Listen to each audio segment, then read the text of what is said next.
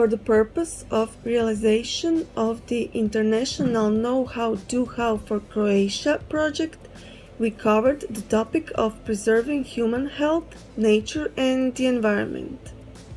Veganism is shown to have a huge and beneficial impact on humans' health and nature. Veganism is more than just a diet. This is the lifestyle that minimizes the ecological footprint.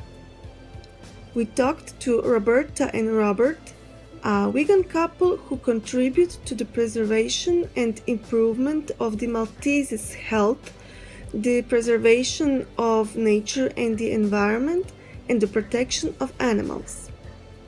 Hello Roberta and Robert, it's wonderful to have you here.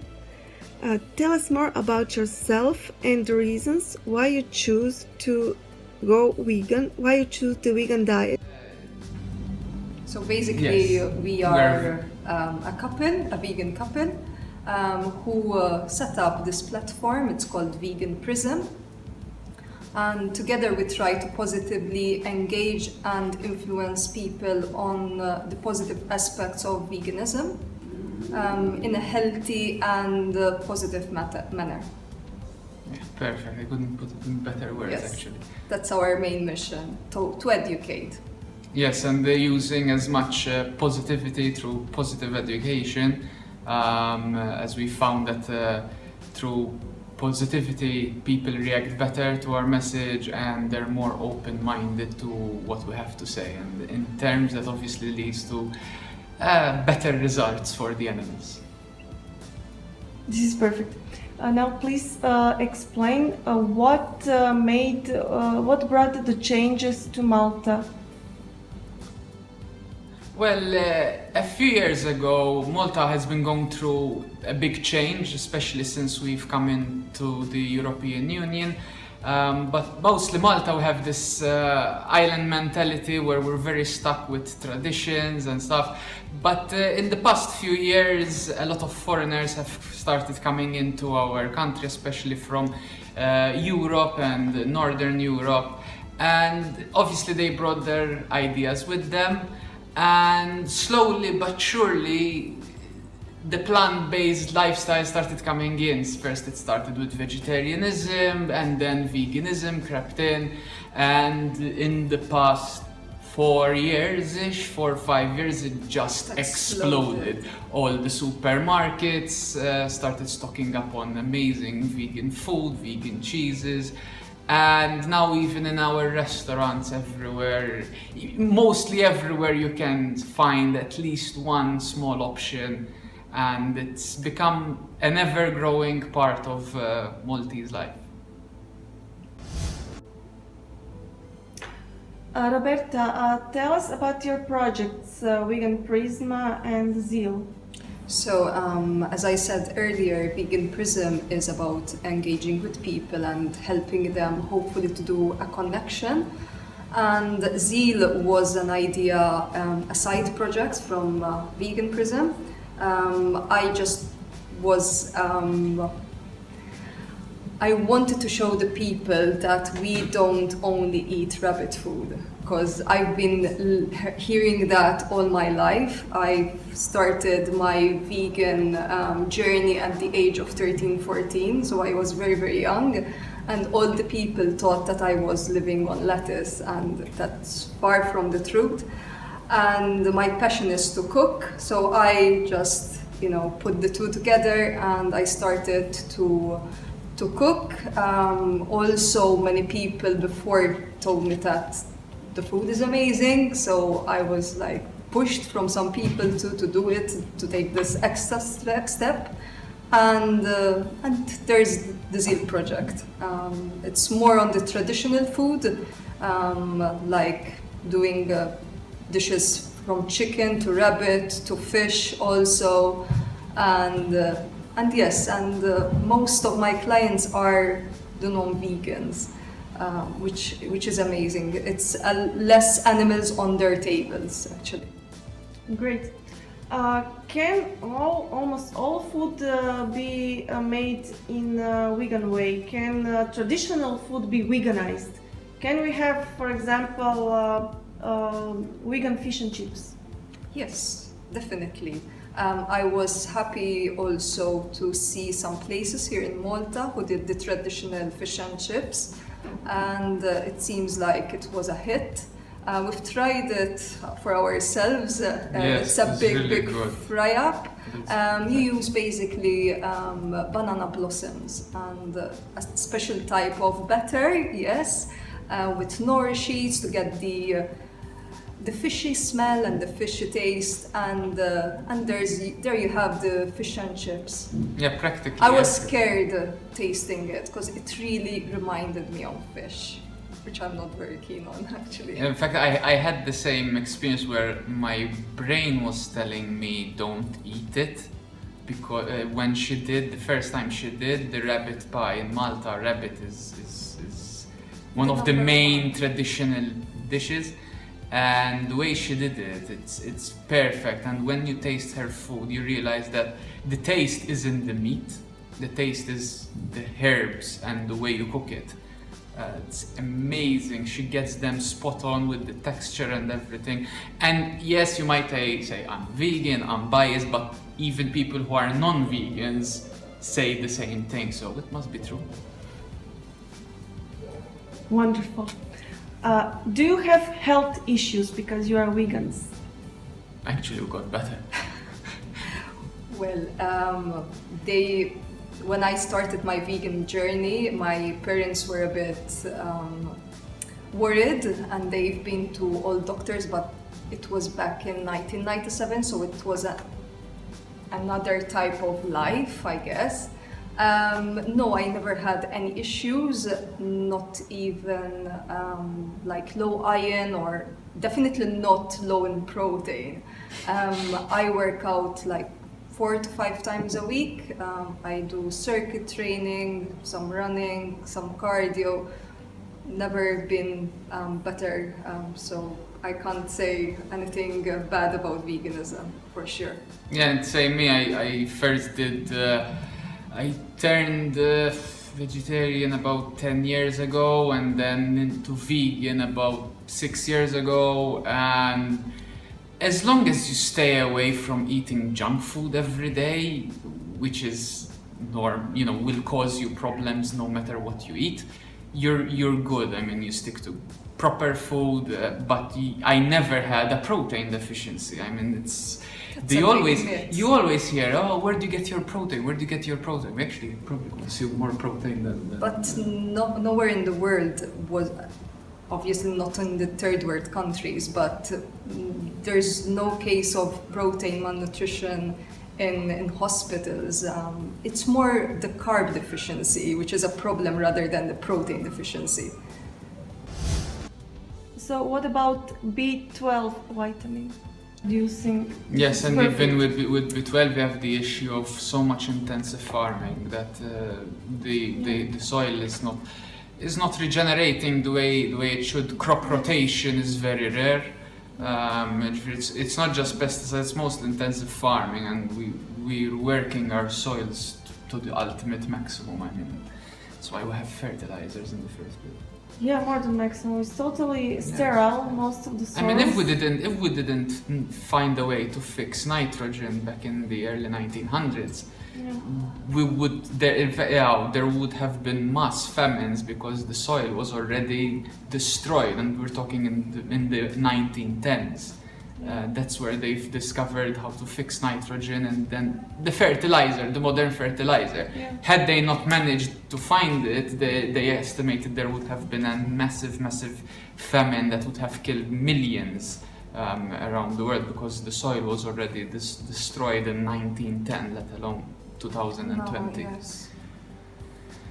And the crazy thing about this B12, I get clients, because I ask them before starting a weight loss program to check their blood, to get the blood test. And I ask them, check your vitamin B12. And when they are diagnosed with low vitamin B12, the doctor tells them, are you vegan by any chance, or vegetarian? And they're not. Yeah. So it's lack of knowledge even from the medical side, unfortunately. What is the relation between meat and milk consumption and the environment and the nature? So first and foremost, the meat and dairy industry is by far the largest polluter on the planet. The emissions are more than all the transportation systems of the world combined.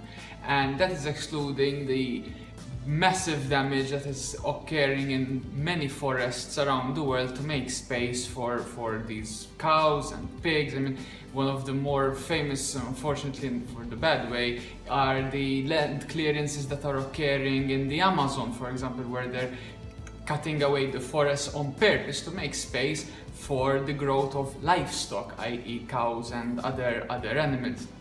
And that's not to mention the massive effect that these emissions are having on the environment. I mean, climate change has become clear. We're suffering the consequences of climate change every day.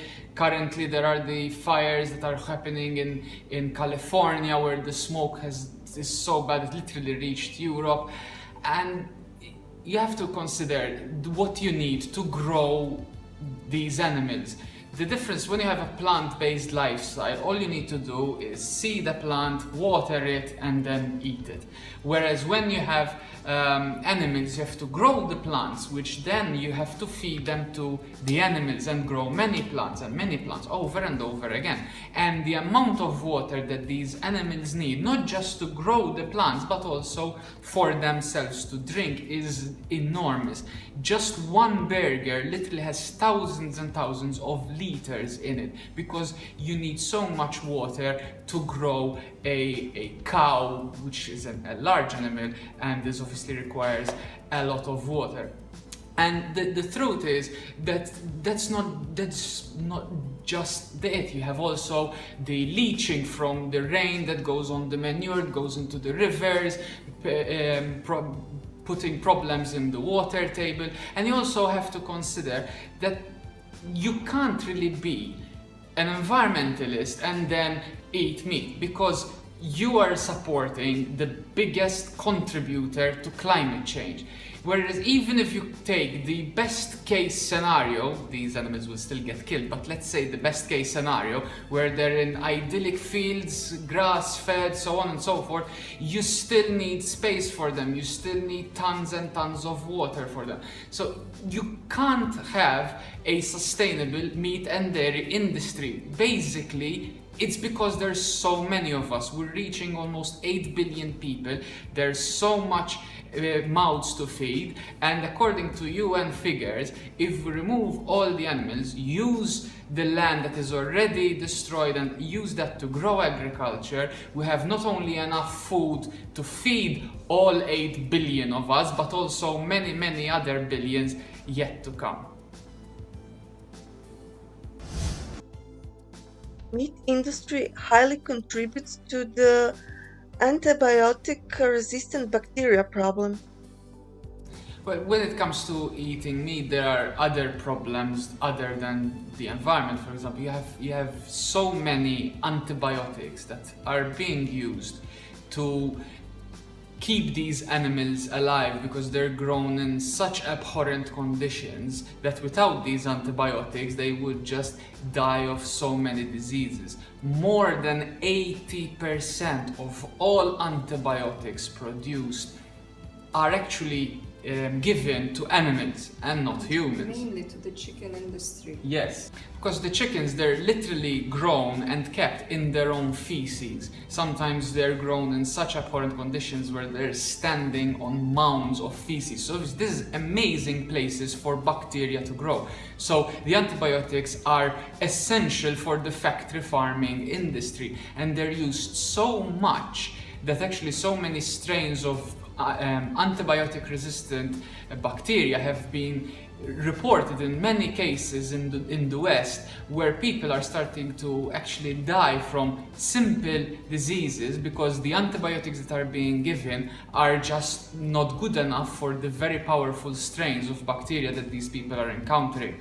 And another issue with eating meat, a lot of people mention GMOs. Well, most of the GMO plants that are produced are actually produced on purpose to feed livestock, animals, because they need so much. They don't need high quality. If the corn tastes of nothing, cows, unfortunately, we won't care about them, but humans will obviously complain. So we'll give them the GMO stuff, which is very bad for health in many cases. And actually the human plants that we consume, many of them are not GMO. And you might say, yeah, but the animal is eating them. I'm not eating GMO food.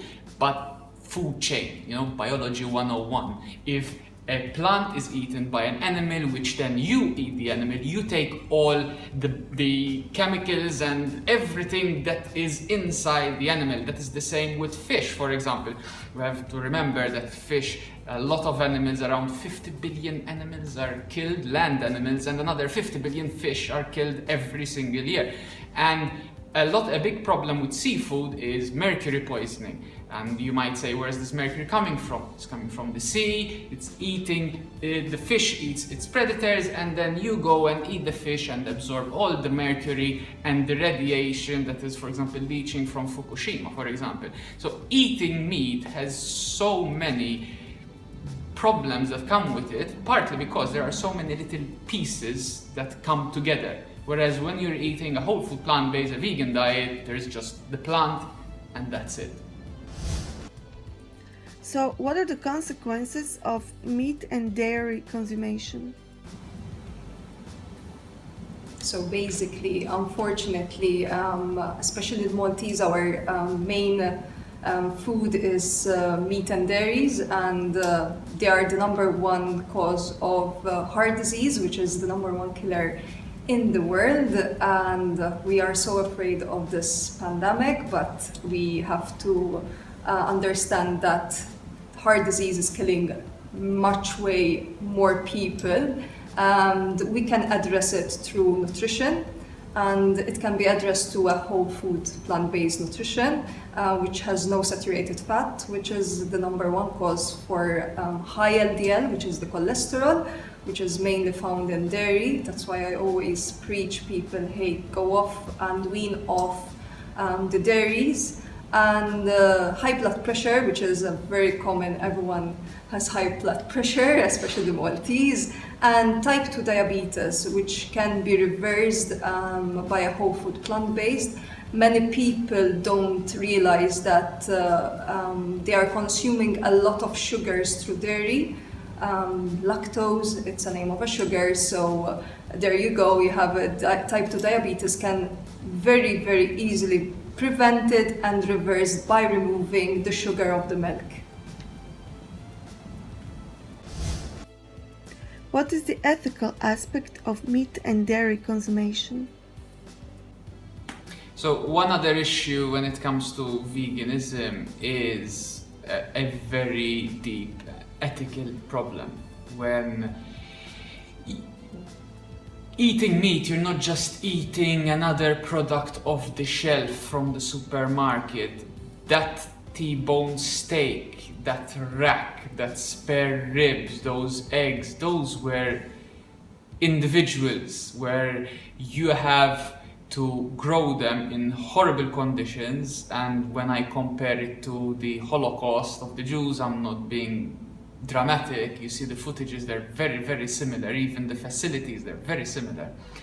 You literally have to enslave someone, keep them in for their lifetime in a very bad condition, and then eventually kill them. And no matter how you kill them, it's always inhumane. You cannot have humane slaughter. It's just that there are two things that go against each other.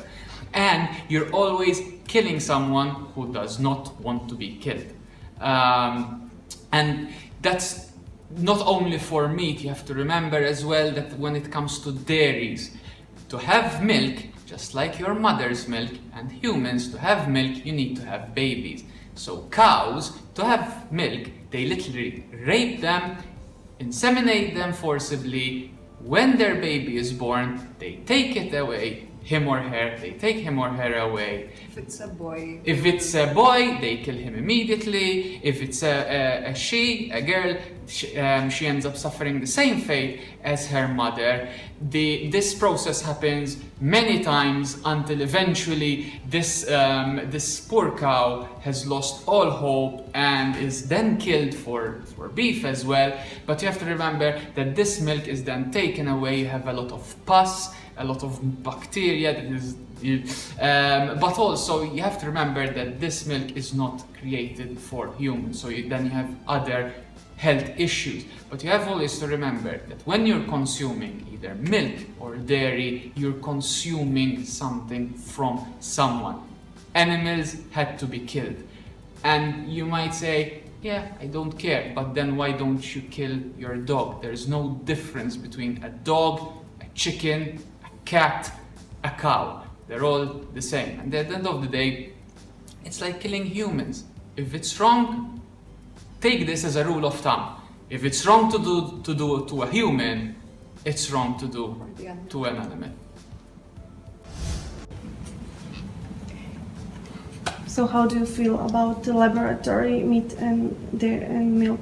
Well, with lab-grown meats and even now, very recently, lab-grown milk, the first thing they need to do is rebrand it, because that name is not good. But other than that, I personally agree with it, because when they eventually perfect the system, they're not killing anyone, they're not imprisoning anyone. Environmentally, it will be much better, and you have to even consider you're free from bacteria, you're free from disease, which you would end up eating it yourself, and as well even for the environment as a whole, because you don't need to grow living beings, large animals, which need their own space. So yeah, maybe I think people are a bit apprehensive when it comes to lab-grown meats and dairies because it's something they don't understand. But at the end of the day, it is a viable alternative. If you really have to eat meat, at least eat meat that did not nobody had to actually die, have their throat slit open, their babies taken away from them in the process. So we agree, definitely.